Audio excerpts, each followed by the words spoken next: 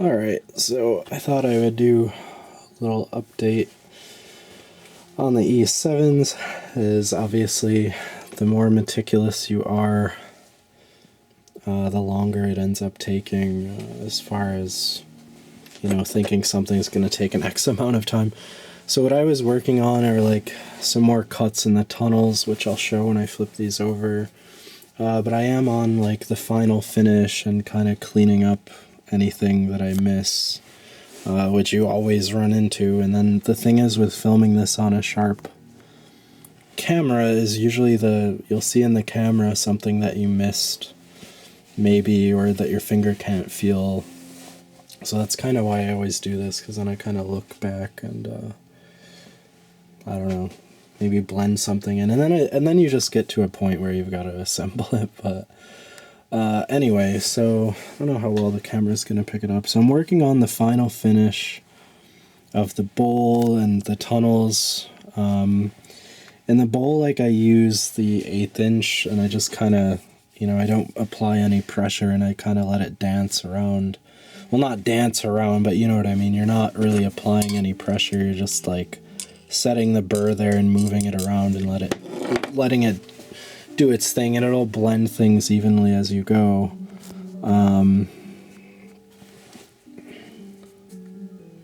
But I'm just snapping a still right now as I film. So let's see, what else? So there's still a little gunk that's really hard to get to underneath the valve seat. You have to be really careful. But you can see like how my short side radius is blended in. There's nothing sharp. I think I accidentally, this one feels a little different than the others, because I think one of them I hit a little deeper on the floor than I wanted to go. So that one I just left, like, I'd rather have a dent than risk blending it and breaking through to a water jacket. So I haven't mic'd these out after blending, but I basically ended up going, it's like a 560 or 570 thousandths from this, the short turn side of the outside diameter of the valve to the wall, and then this side is a little larger at like a 585 plus. So that's basically what's going on with the bowl. And then the original, like from the throat to the valve seat, it gets laid back, obviously, which is probably, I don't know, probably 45 degrees, maybe like in between that and 50. It's probably hard to catch on camera, but I don't like to play with that, especially if you're just gonna lap the valves in, obviously, and you can't do a valve job. So that's something to keep in mind, is this kind of gets hipped out, and depending on how big you're gonna go, like especially if you're putting a larger valve, which these are stock valves, that's something to keep in mind. But it's hard to tell in person. But notice how that almost goes just behind the valve seat. But obviously, just like I showed in the last video, if you have an ultrasonic gauge, or just a good way to feel, at least in this, which you can, maybe now we can actually see how the tunnels sit in there. But you can actually see, oh, there we go. You see how you can see the actual tunnel's structure inside the water jacket. So even though these could all be a little different, this is just a nice way to know how much you're working with and stuff like that. But like I said, I kept that just under 600 thousandths. That seems about right. And again, that's like well over an 1/8 of an inch cut in from what the factory is.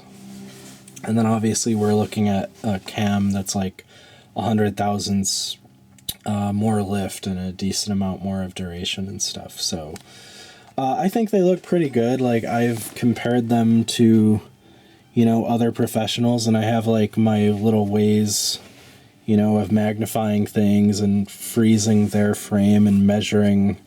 Like, I'll take kind of a Photoshop thing and I'll be able to tell just about how far they cut back if they're not going to tell me. But it's also, again, like going based on your wall thickness and not having an exact value. The GT40s are significantly more, but like I said, you know, I'm pretty confident even the stock valve, just the steps that I took with this head, is I think they'll still be flowing a bit more than a GT40P at like 500,000. So I'm hoping they'll be flowing like just over 200. And again, that'll make the power goal. So, but yeah, with that final finish and cleanup, like they definitely are looking pretty. So I definitely want to document this after dozens of hours worth of work. So let's just set this down, and then I will flip the head so that we can look at it the right side up.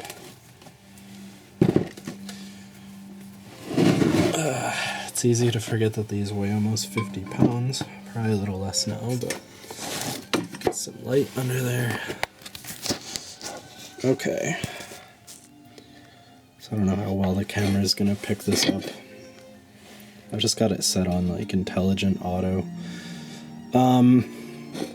So yeah, obviously we're looking at the floor, and I did do partial dimple for dead areas in the floor and then the back of the bowl just for shits and giggles, because I saw the Eric Weingartner test with the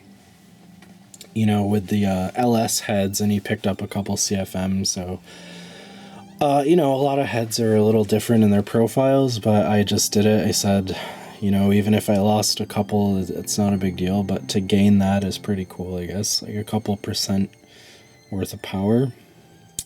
Of course, that's not focusing. So what do I want to show? So I'm not going to go through like a whole rundown. I'll make maybe a separate video for that when I have time, but obviously this floor and in this window, one of the main things that helps is this gets cut down about 100,000ths of an inch to be able to match the GT40 profile, and that seems to make a big difference when I've seen flow bench testing. See, it looks like I could maybe clean that boss up a bit more, but you get to the point where it's like there's just spots you're not going to be able to get to, and this is going to get dirty again anyway, so it's not like it has to be clean. But I'm seeing a spot now, that the camera is seeing that you can't see in person, but maybe it could be blended a bit more. But I did do a final run on this, so that's just about final dimensions and finish. So now it's really just about cleanup, like no real cutting. But one of the last things I did as a cut, and I don't know, I started to mic it out, but it's one of those things that's like good voodoo, I call it. And then I just kind of clone each port to it. But what I did that I've seen someone pick up gains on the flow bench on all lift levels is you enhance the S profile of the port. And what that means is like this is cut behind this pushrod bulge a little bit, like this curves in, and then you're cutting open toward the outside of the cylinder wall. So this is the short turn side here, but then you're cutting in all the way to the bowl a little bit. So basically it makes an S. So I should have brought paper out here, but like that, and then like that. So how am I doing so this pushrod bulge on the outside, a lot of times people will flatten that out. I left it a little bit, just a little bit there to make this still being like the pinch and basically the smallest point from throttle body to bowl. The reason I did that, I saw David Vizard do a discussion on head porting do's and don'ts. Someone else disagreed. Like it may not be necessary on an E7 because you probably want as much area as you can get.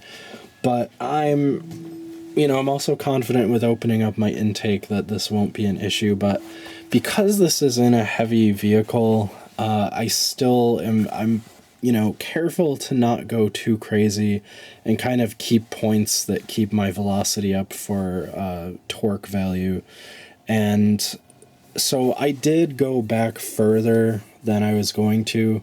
And the roof is taken back quite a bit. And that's most of your port energy, but it is, if you look right here, you can see how that's kind of there still a little bit, and then this comes and cuts behind, so I'm probably going to keep it that way. Like I'm kind of trusting myself. Like, I don't think I'll regret it and drive the truck and be like, oh, you know, if I really took back that pushrod bulge, I would have been, you know, happy sailing and would have had this much more power.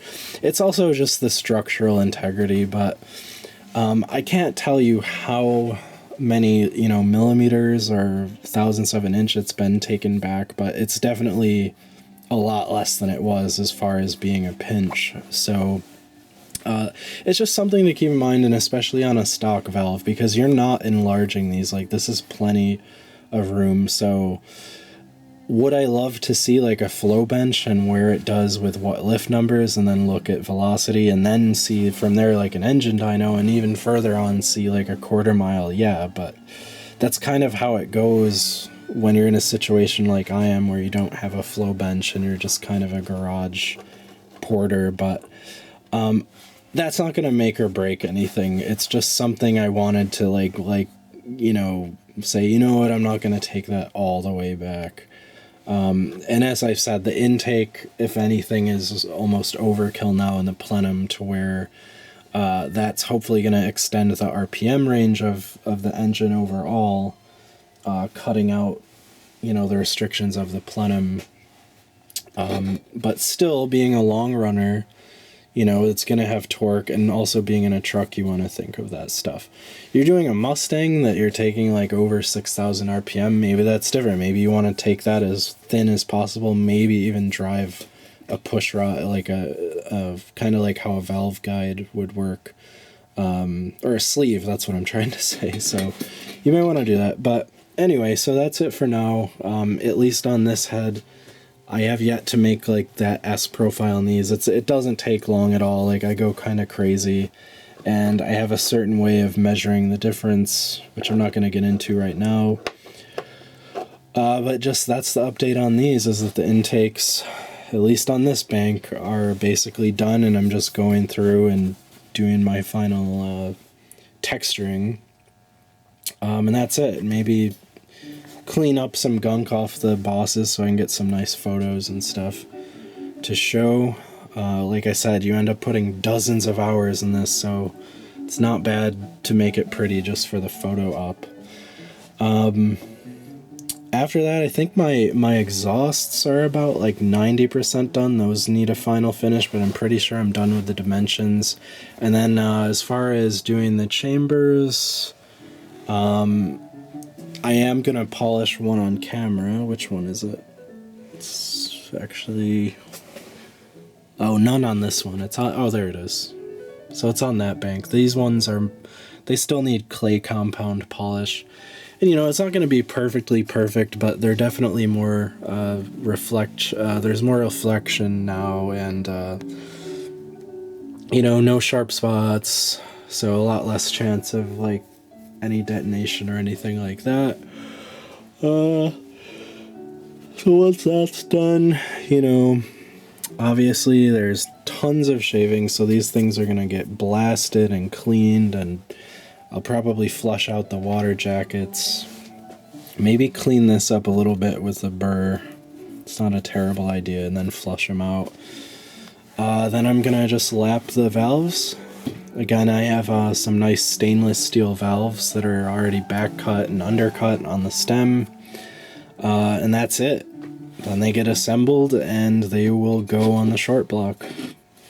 And then, you know, if you saw the last video where I'm working on starting to reassemble the plenum, that's still got to get checked out inside and like make sure I'm satisfied with the results. And the lower intake is also in the same stage. So basically the entire top end is kind of all in this phase now at this point. So we're about 90% there. So I will upload another video maybe when these are actually completely done and see how they look and the chambers are polished and whatnot.